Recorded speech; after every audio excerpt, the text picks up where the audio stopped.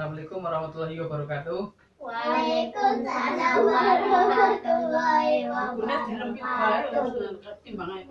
Nah, sebelum kita melaksanakan belajar, alangkah baiknya kita berdoa terlebih dahulu. Untuk berdoa segera dimulai ya. Bismillahirrahmanirrahim. Raditu billahi rabba wa bil islami dina wa bi Muhammadin nabiyyan wa rasulah. Rabbi zidni ilma warzuqni fahma. Amin. Nah, kenapa kalian tahu kalau sebelum belajar itu diwajibkan berdoa? Tidak tahu. Nah, itu dikarenakan supaya kita bisa mendapatkan pahala dan barokah ketika kita sedang belajar.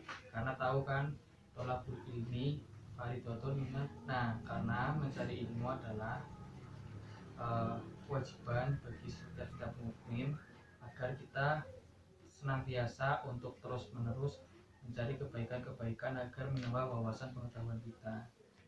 Nah, untuk materi hari ini itu ada Wali Songo, materi tentang Wali Songo. Semuanya tahu nggak Wali Songo? Enggak tahu.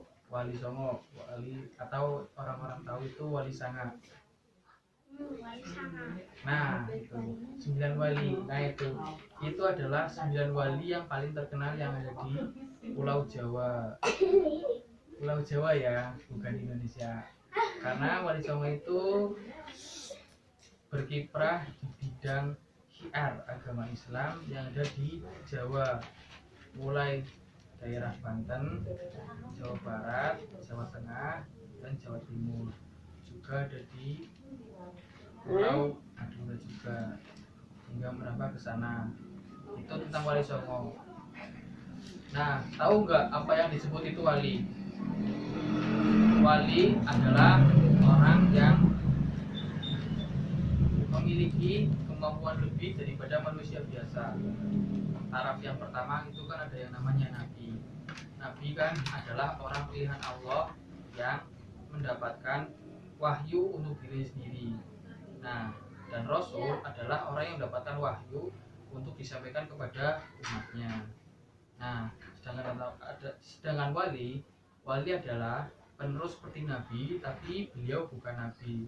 Beliau adalah manusia, tapi yang memiliki keimanan dan ketakwaan hampir sama seperti nabi, dan juga mempunyai kemampuan yang dakwah yang sangat luar biasa.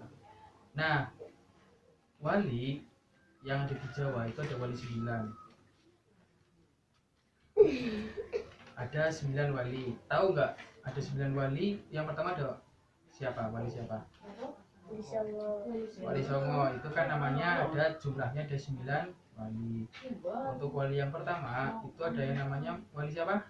Maulana Ibrahim. Atau yang dikenal dengan Sunan Sunan.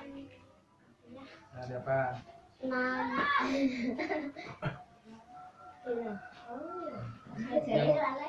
Ya, ingat-ingat ya, soalnya sekolah madrasah itu pasti ada materi aswajanya yang mempelajari tentang 9 wali.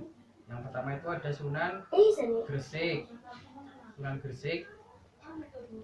Nah, atau yang biasa disebut dengan Maulana Malik Ibrahim. Tahu beliau itu berhijrah di mana? Berdakwah di mana? Beliau berdakwah di daerah Gresik, yakni ada di Jawa Timur.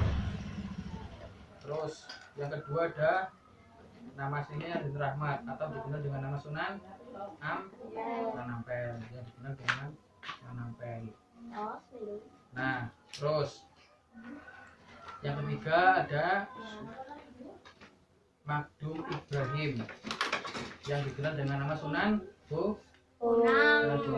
Nah, Sunan Bonang itu yang dikenal dengan nama Raden Magdum Ibrahim. Nah, itu beliau itu beliau adalah putra dari Sunan Ampel atau dari Raden Rahmat. Nah, terus selanjutnya yang keempat ada Sunan Derajat atau Derajat adalah putra dari Sunan Derajat adalah putra dari Sunan Ampel. Beliau memberikan kejelasan sikap-sikap terpuji dalam berdakwah. Sunan Derajat ikut kesenian bersama rakyat. Nah, itu beliau berdakwah di daerah Pasiran, Lamongan, Jawa Timur. Nah, Sunan Derajat wafat pada tahun 1522. Kemudian yang kelima, nama aslinya adalah Sayyid Ja'far Shodiq Atmashan. Nah, atau yang dikenal dengan nama Sunan Kudus. Sunan Kudus itu adalah seorang wali yang sangat memperhatikan penggunaan teknologi atau arsitektur yang ada. Beliau yang membangun masjid Menara Kudus. Tahu kan masjid Menara Kudus yang terkenal itu? Nah, kalian belum pernah ke sana? Pernah kan? Nah, itu pernah kan? Ketika ziarah biasanya kan kita sering ke Sunan Kudus juga. Yang paling terdekat dengan kita kan itu salah satunya. Jadi kan itu menara jam yang masih berdiri kokoh sampai sekarang itu adalah karya dari Sunan Kudus yang dirancang oleh Sunan Kudus sendiri. Itu dibuat dengan bata. Batanya terlihat kan susunan bata yang sangat rapi tersebut. Itu sampai sekarang masih berdiri. Terus kemudian nama aslinya adalah Muhammad Ainul Yakin atau dikenal dengan nama Sunan Giri. Beliau adalah putra Maulana Ishak. Nah, Sunan Giri termasuk murid Sunan Ampel juga yang seperguruan dengan Sunan Bonang. Sunan Giri pernah menjadi hakim dalam perkara Syekh Siti Jenar. Nah, itu. Kemudian yang ketujuh namanya adalah Raden Mas Said. Nah, namanya adalah Raden Mas Said yang dikenal dengan nama Sunan Kalijaga. Nah, Sunan Kalijaga itu ada di daerah Demak. Nah, itu Sunan Kalijaga ada di daerah Demak. Tahu kenapa namanya Kalijaga? Nah, Kalijaga karena beliau pernah bersemedi di tepi sungai sebagai bentuk iktikat beliau itu untuk mencari ilmu dan dia ingin mencari kebenaran dengan diri sendiri. Kemudian beliau bertapa dan mendapatkan wangsit.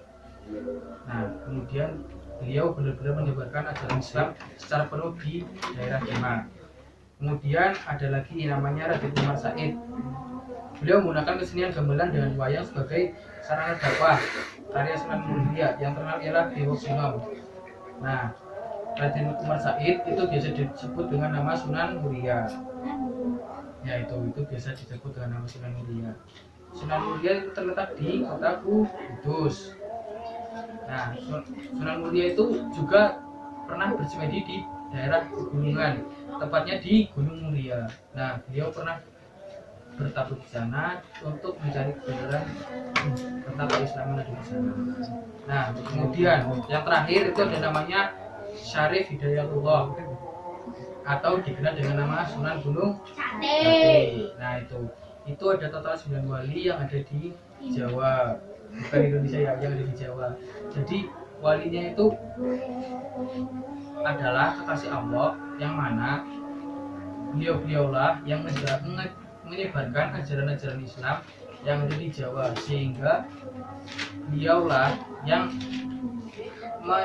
menyetarakan dan menyesuaikan antara ajaran Islam dengan ajaran adat setempat. Jadi beliau-beliaulah yang lebih menyesuaikan yang mana antara adat Islam dan juga mana adat Jawa. Jadi beliau itu lebih menyesuaikan antara kedua adat tersebut. Beliau ini menyatukan di antara keduanya. Yang pertama menyatukan Islam itu sendiri, yang kedua menyampaikan ajaran Islam itu sendiri supaya bagaimana bisa dilaksanakan dengan sempurna. Nah, dari kalian itu harus bisa benar-benar mencontoh ke-9 wali tersebut, yang mana beliau itu benar-benar bersungguh-sungguh untuk mengajarkan ajaran dakwah Islam yang ada di Jawa, dan juga lebih bisa menyesuaikan dengan ajaran Islam di Jawa. Nah, mereka juga tidak terlalu memaksakan, juga tidak terlalu mengekang, tapi mereka lebih ke menyesuaikan dengan perilaku mereka masing-masing. Jadi tidak terlalu memaksakan, tapi dengan cara halus berdakwahnya dan agar mereka bisa benar-benar masuk Islam. Nah, tentang wali 9 itu banyak materi yang bisa diambil hikmahnya, terutama dalam keseharian, seperti kisah Sunan Kalijaga, yang mana pernah dikisahkan bahwa beliau itu sebelum bertapa di tepi sungai, beliau itu pernah melihat kaum yang namanya itu orang yang nggak punya, orang yang sangat tidak punya, untuk makan susah. Nah, dan itu beliau itu terlalu banyak melihat kaum seperti itu, sehingga dari beliau itu pernah